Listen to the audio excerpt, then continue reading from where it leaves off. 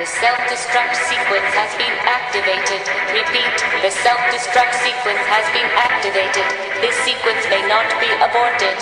All employees proceed to the emergency car at the bottom platform.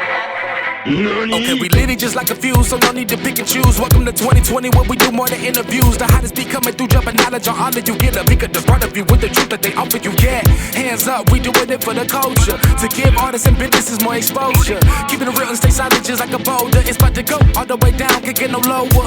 Chasing my dreams, know that they get no slower. But if I stay running, I promise they getting closer. Moreover, success my older. And if you're sleeping on me, I'm waking them up like Folgers. I told you, coming from the land with the tide roll. Well, we'll be on a whole different vibe though. We like to ride slow and keep our windows tinted so you really can see us. Like Stevie Wonder waking up with his eyes closed. Yeah, got the kind of flow that rock the boat. On my 16s of pounds of dough. And if you figure you can hang with me on the mic, then grab some rope. Matter of fact, better grab some hope. While you at it, we keep it live, it's time to tune in. Turn up the sound on what you're using. It goes so hard, I think it's bruising. The show is 2020, no need to zoom in. Yeah.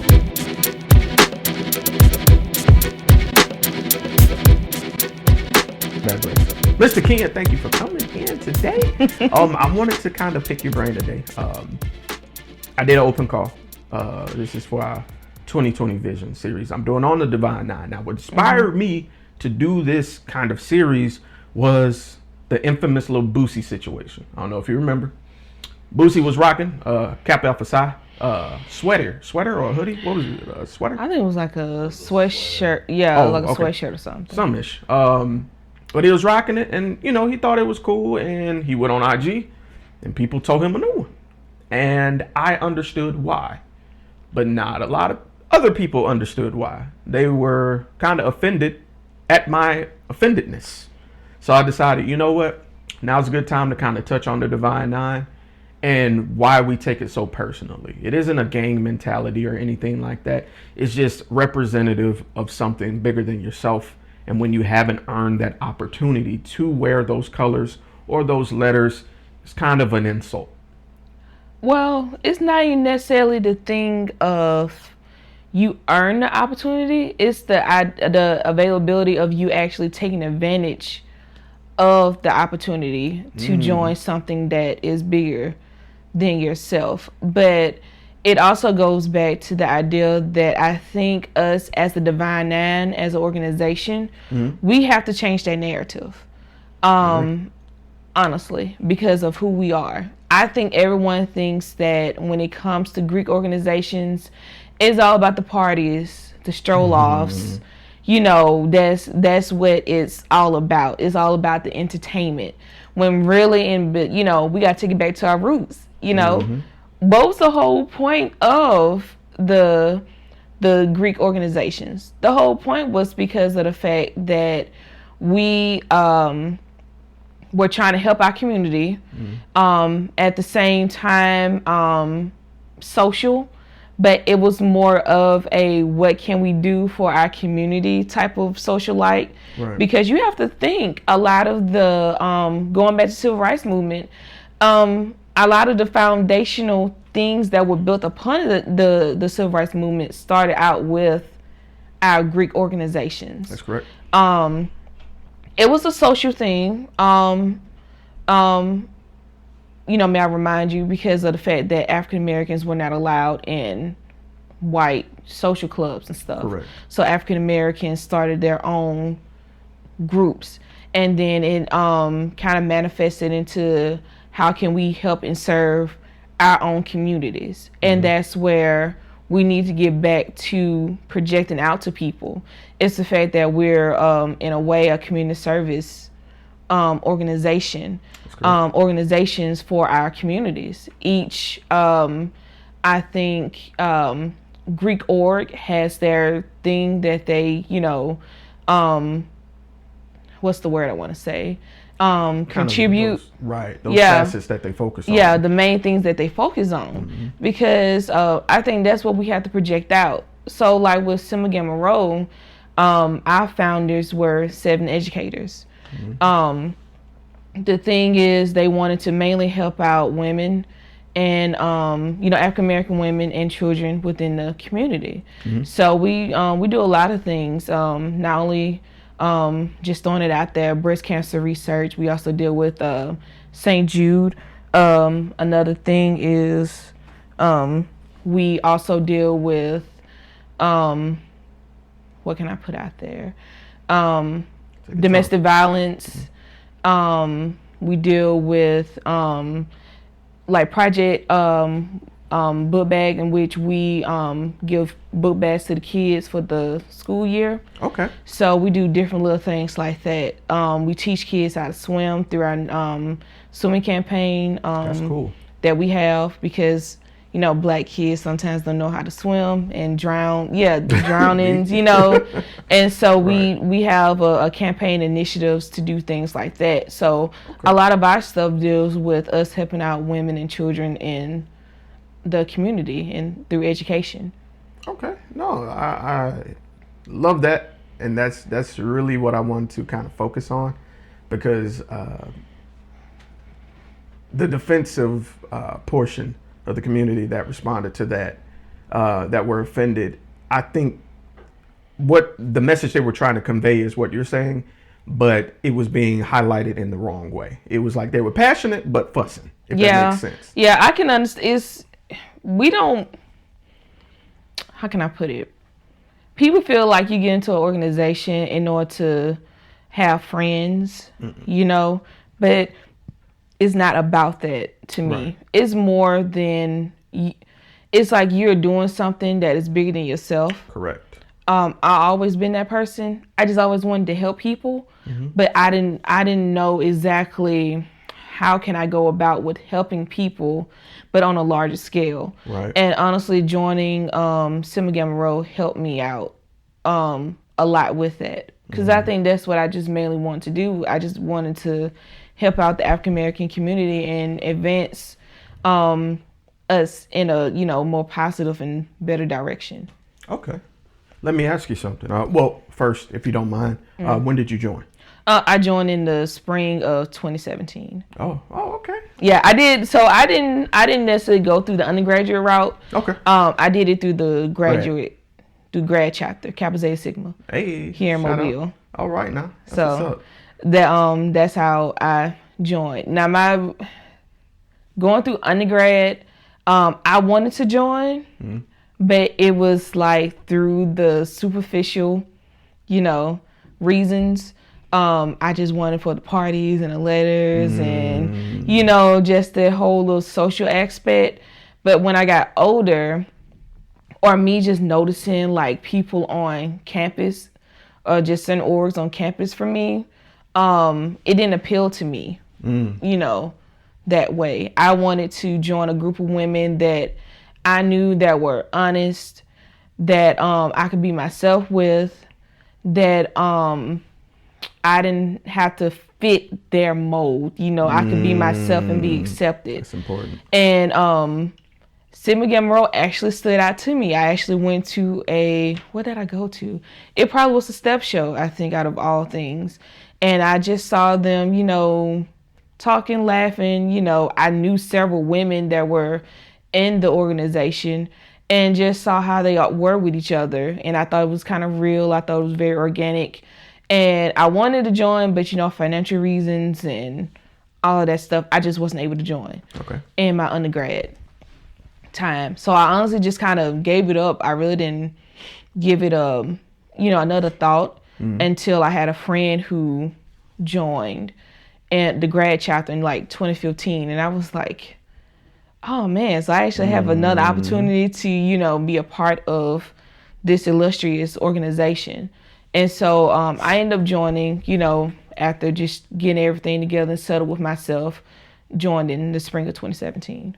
Cool. I think that's important that you were mature enough to notice that now's not the right time, financially and mentally. I think it's perfectly fine to mature and come back to something later when you feel you appreciate it for the right reasons. Because we call those that don't t-shirt wearers. They're just there just to allow the organization to shine for them instead of shining within the organization. So I think that is important. I think the biggest thing with organization is that you have to have the willing to work. Woo, say that part again for the people in the back. You gotta put in the work. It's a lot of work. It's a business. Yeah. At the end of the day, it really and honestly, truly is a business. Once you hold a officer like position within your chapter, you understand that, okay, this is truly a business. Yep. I have to go to, so for me, I hold a position in my chapter currently right now. So I'm a financial officer. So when it comes to money and you gotta get stuff, stuff that gotta get paid and checks gotta be written out, it comes through me. Woo. And so the stuff matters. So you have to go to, so I go to our area stuff, which is like for the state. And then, I mainly pay attention also to our regional area. So us being in the southeastern region, votes, like things that we have to vote on, some things maybe changing bylaws, what have you. Like we have to listen and pay attention to 1,000%. all of that stuff. So at the end of the day, it honestly truly is a business that you are looking out after at the end of the day in order to help advance the sorority overall.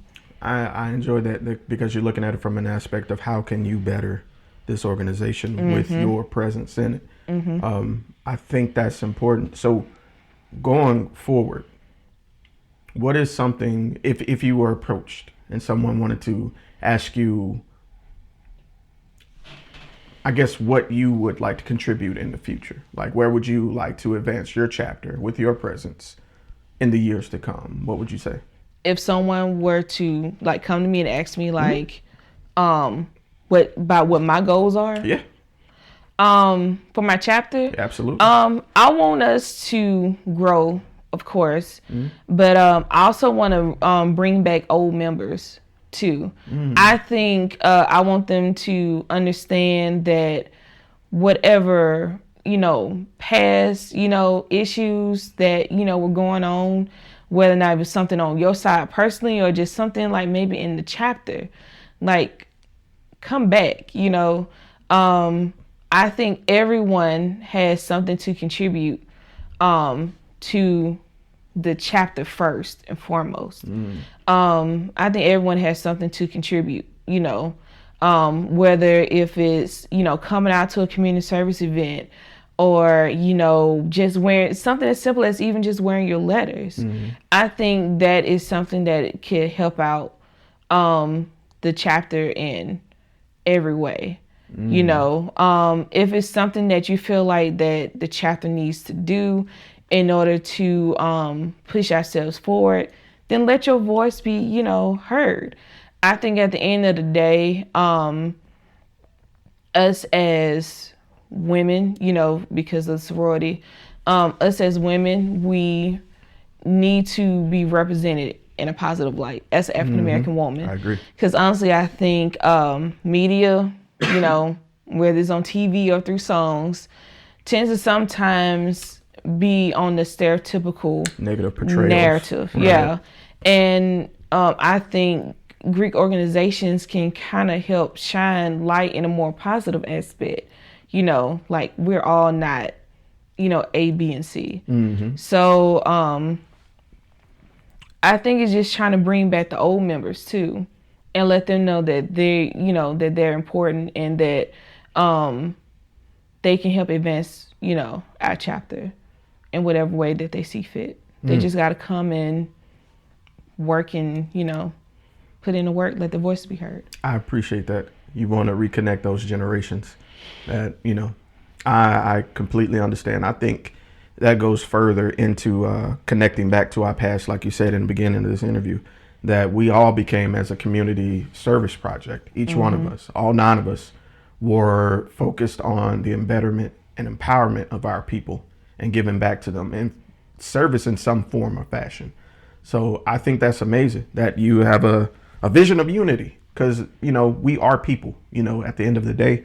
Sometimes people get into it. Sometimes there are minor divisions and things that can occur that can separate you from, being a unified front. So I kudos to you on keeping that dream and being open about that. That's important. Yeah, I think people get caught up with colors too because they think it's it's gang. No, yeah, it's nothing to do with a gang. We are not a gang.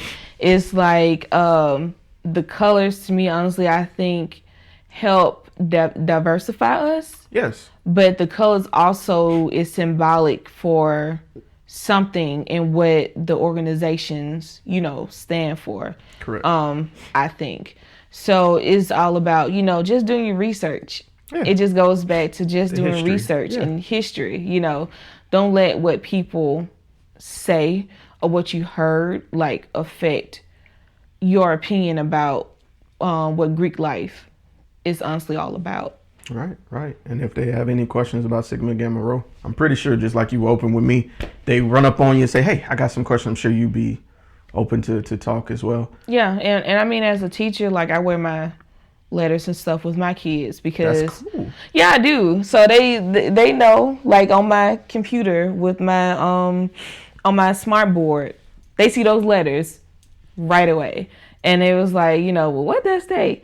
What does that E mean? What's that backwards E? And I was like, no, honey, it's not a backwards E. It's, it's a Greek alphabet and stuff. And, it leads into talking about, Greek organizations. Because, we have several teachers, that are Greek, counselors, principals, administrators, they're Greek on campus.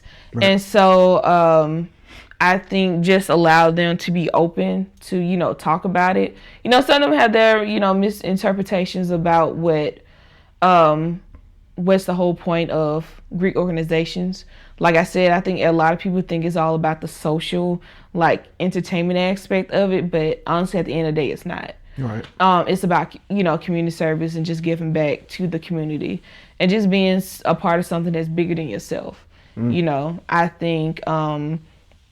to me, being a light or a beacon to someone is most important. You living out your purpose, your God-given purpose, I think is the main part of just being here or being, being a human. Right. So otherwise, why are you here? What are you doing? Yeah, and I think being a part of an organization helps you to achieve that. 1000%. Yeah. All right. T'Keyan, I thank you for sharing this with us. I think that was a much needed and very well delivered point that it isn't about just what you can do. It's what we do when we have that unity. And I appreciate you sharing that and giving us your history on Sigma Gamma Rho. I think that's really cool. So if anybody wants to get in contact with you, do you have any social media they could reach you if they have any questions or anything? Oh, yeah. Of course, Facebook, just type in my name. It should show up. So my name is spelled T''Keyan. Peoples, and then I think Williams should show up after that. Instagram is TK251. I think that's my handle on that one. I have Snapchat. What's my Snapchat? I have no clue. I can't remember what my Snapchat is. I'm too old.